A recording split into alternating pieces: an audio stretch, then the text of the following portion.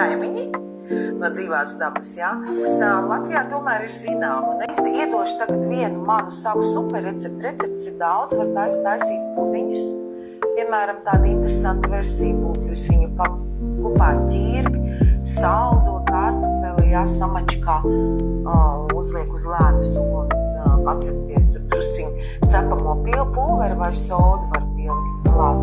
Brīnišķīgs pudiņš veidojas, to radoši mīļās dāmas pašas taisiet. Vienā receptē rekomendē pielikt kukurūzas smiltus. Man ir viena kruta recepte, ar ko es pie Roberto savulaik gāju. Sastāvdaļas izklausās crazy, bet viņi ir super garšīgi un super barojoši. Svaru viņš tāda apēdami pieeties.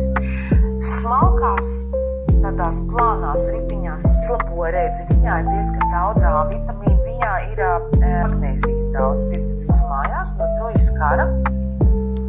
Viņi nokļuva uz salas, kur bija tādām tumšām sejām, dīvaini cilvēki, un viņi ēda tos lotus. Tad es staigāju svētlaimē tāda kā drusciņa. Viņš sauc lotus eater, lotus ēdā. Jūs varat iegūglēt un palasīt paši, kuram interesē šādas lietas. Zināsiet to, ko saku, laivadot to, ko Latvija vēl nezina.